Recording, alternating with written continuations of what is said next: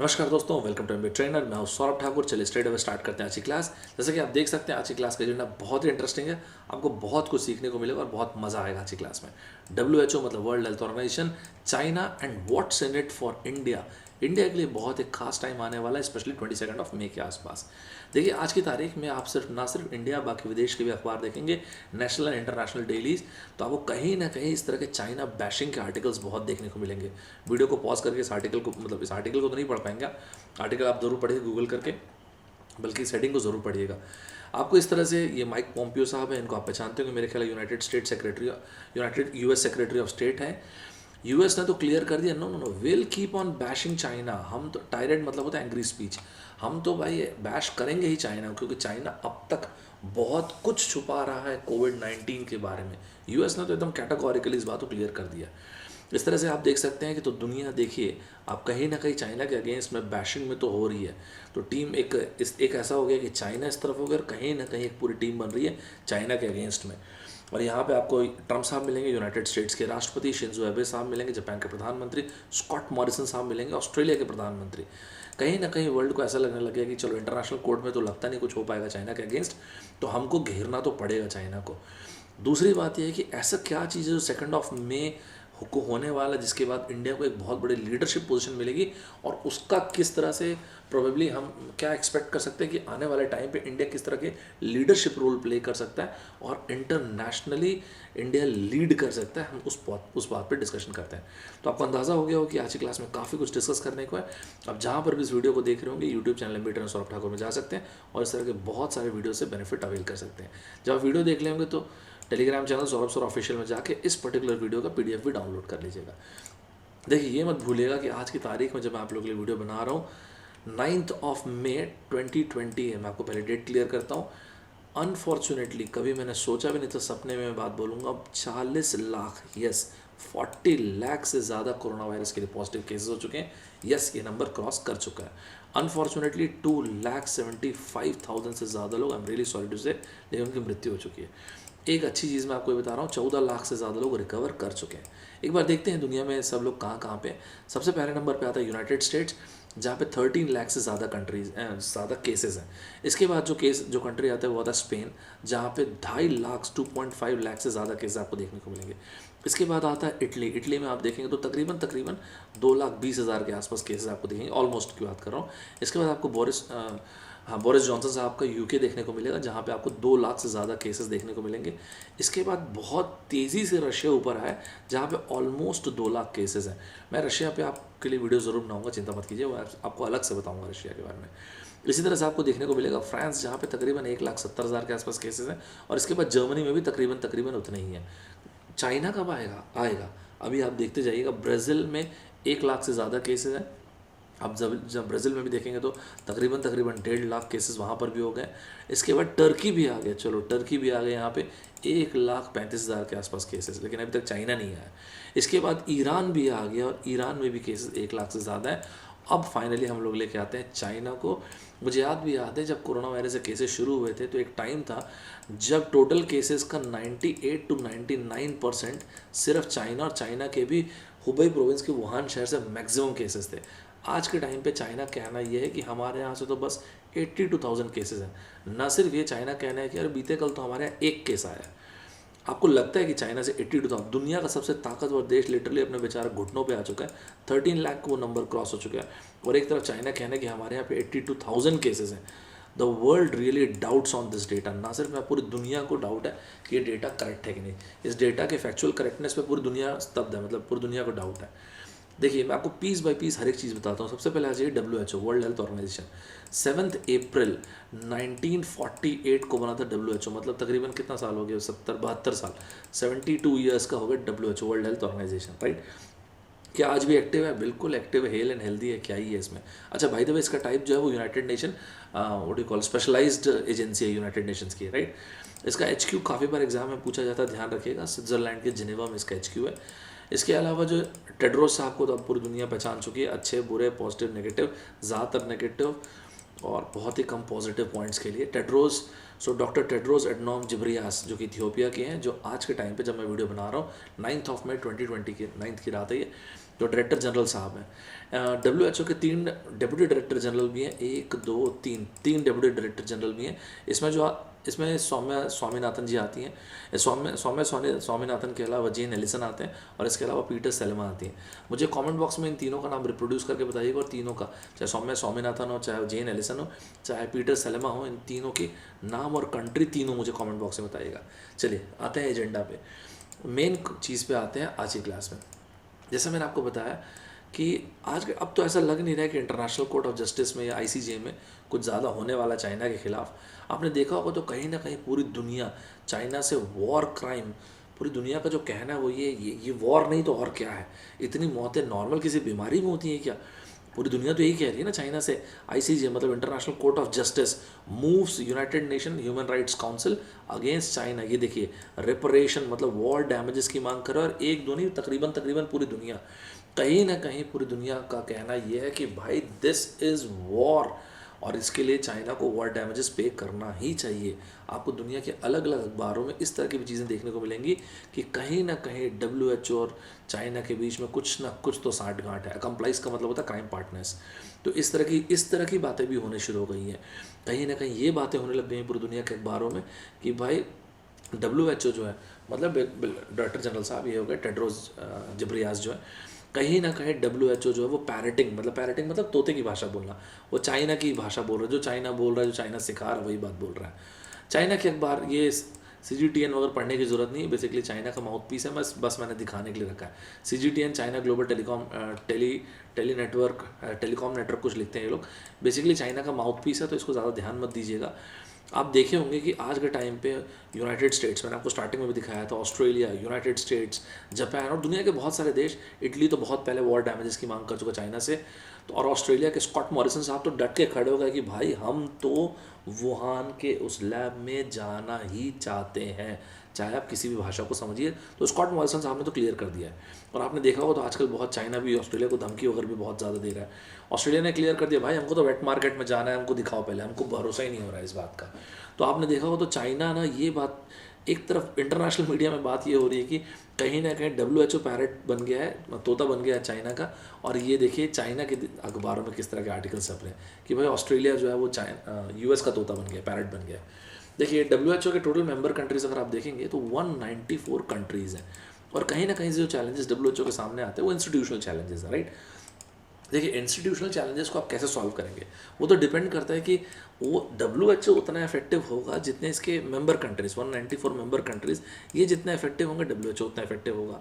मैं आपको ये लाइन क्यों बोल रहा हूँ, मैं इसलिए बोल रहा हूँ कि सिर्फ ये बोल देना कि गुस्से में यार WHO ना कुछ तो गड़बड़ किया है, कुछ ना कुछ तो ये और चाइना फिशी किए हैं, बंद करो, WHO को बिल्कुल बंद करना चाहिए। देखिए गुस्से में ये बोल देना एक अलग बात है, ये बोल देना कि बिल्कुल फंड वंड देने की जरूरत नहीं, बंद करो फंड को, 1 रुपये 1 चवन्नी देने की जरूरत नहीं, फंड बंद करो, एंड थ्रेट्स जो इशू कर रहे हैं ये सब ठीक है, बट मेरे हिसाब से ये लॉन्ग टर्म सोल्यूशन मेरे हिसाब से तो नहीं है। मुझे ऐसा नहीं लगता कि लॉन्ग टर्म सोल्यूशन है। पर्सनली मुझे ऐसा लगता है कि आज के इस महामारी के दौर में, और सिर्फ आज नहीं, आने वाले टाइम में भी पूरी दुनिया को WHO की ज़रूरत आज है, और शायद पहले से भी ज़्यादा है, और आने वाले टाइम पे भी पड़ेगी। हाँ, लेकिन कुछ तो भी है जो आज के टाइम पे WHO में, if I may allow to call, there are certain flaws. Yes, indeed there are flaws, and someone has to make their hands dirty, and someone has to fix these flaws. And आज आप देखेंगे तो कहीं ना कहीं India का नाम आपको नेशनल एंड इंटरनेशनल डेलीज़ में आता हुआ दिखेगा। सर ऐसा क्यों? ये मैंने जो आर्टिकल लिया है, हालांकि अप्रैल महीने का लिया हुआ है, और ये हिंदुस्तान टाइम्स का आर्टिकल है। इस आर्टिकल का जो हेडिंग लिखा है वो क्या लिखा है ज़रा देखते हैं। India to get lead role at WHO next month. ये बेसिकली नेक्स्ट मंथ जो बात कर रहे हैं, मैं आपको डेट भी बताया था, 22 मई के बारे में बात कर रहे हैं। बताता हूँ ये लीड रोल क्या है, ठीक है। तो इसमें एक बार देखते हैं 22 मई अमिड ग्लोबल कोविड-19 क्राइसिस। देखिए ये लीड रोल क्या है, मैं इस पर आता हूँ, आप पहले का थोड़ा सा और आर्टिकल्स को देख लीजिए। India to become a chairperson, तो इंडिया के जो नॉमिनी है बेसिकली वो चेयरपर्सन बनने जा रहे हैं 22 मई को। तो इंडिया बेसिकली इसमें चेयरपर्सन रहने वाला है, इंडिया जापान को रिप्लेस करने वाला है for the next 3 years, right. चलो इसका मतलब इंडिया जो चेयरपर्सन है वो रहने वाला है WHO के एग्जीक्यूटिव बोर्ड में।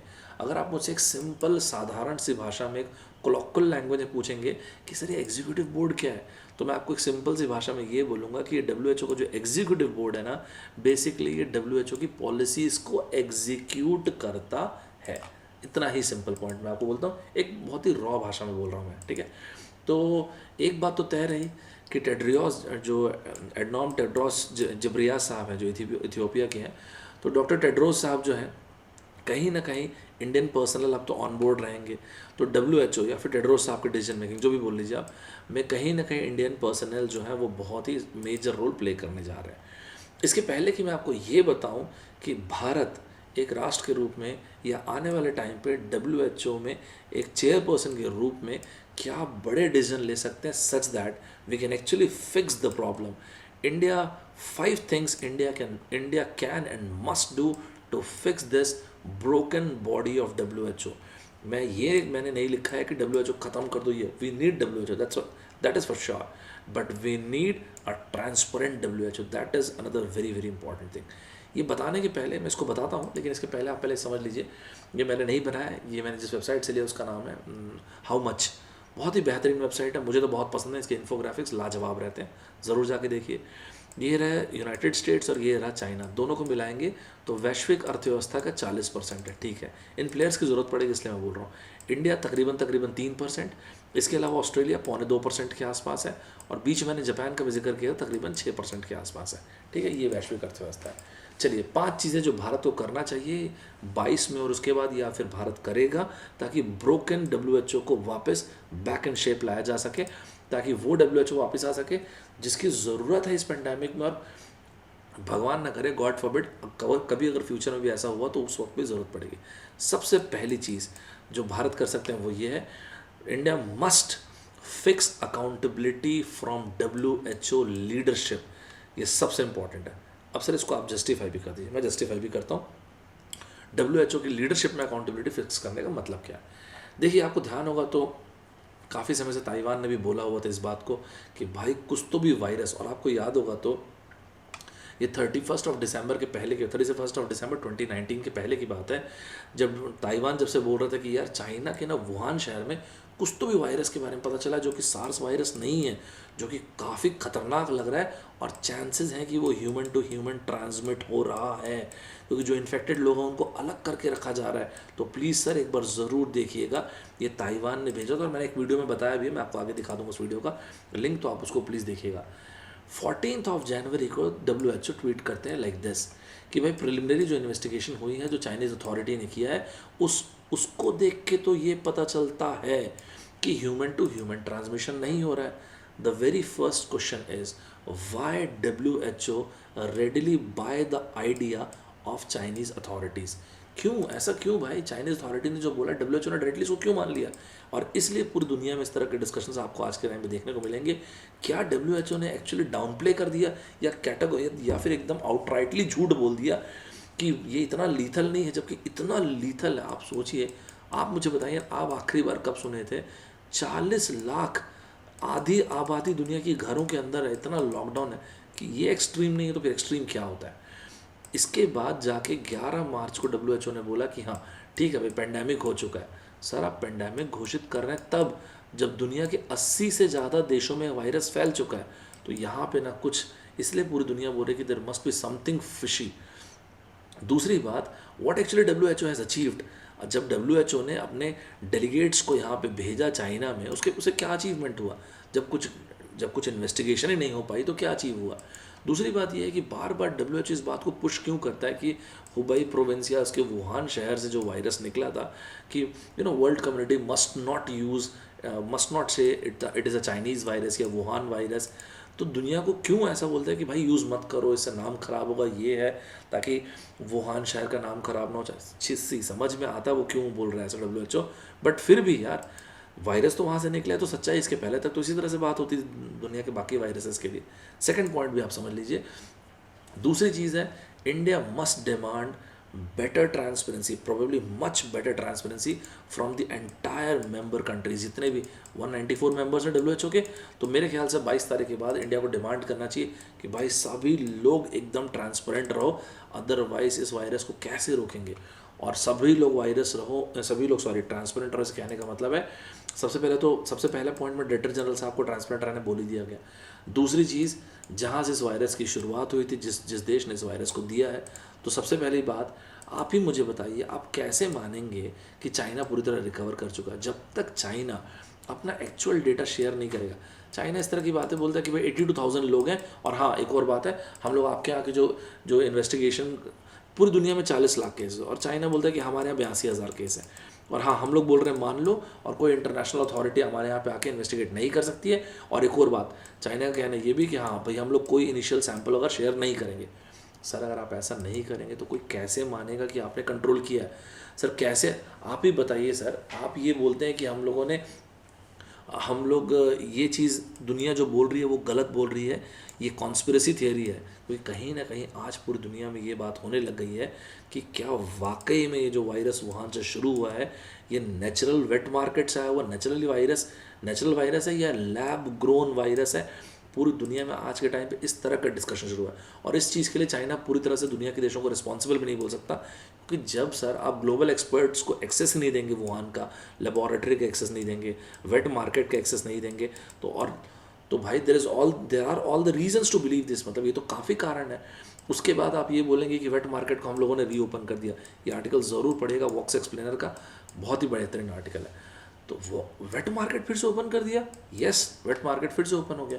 तो सर एक बात है, वेट मार्केट जो ओपन हुआ है तो पहले से बेटर कंडीशन है। क्या आप श्योरिटी लेते हैं कि कंडीशंस, जिस कंडीशन में वहाँ से वायरस फैला था, अगर हम मान ले जो आप बोल रहे हैं, तो वो कंडीशंस ऐसी नहीं है?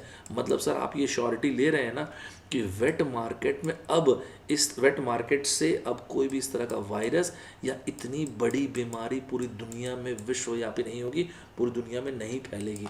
सर मतलब इसका आप अश्योरेंस ले रहे हैं, राइट? तीसरी चीज़ जो है फाइनेंशियल इंडिपेंडेंस। देखिए WHO का जो मेंबरशिप है आज के टाइम पे बहुत एक्सपेंसिव नहीं है। WHO का जो फाइनेंशियल मेंबरशिप है वो कोई भी ले सकता है ऑलमोस्ट। जो WHO जो मेनली चलता है वो चलता है एक्स्ट्रा बजटरी रिसोर्सेज, जो WHO के मेनली इससे चलता है। तो पहले ये देखना पड़ेगा, जैसे मैंने आपको बोला फाइनेंशियल इंडिपेंडेंस।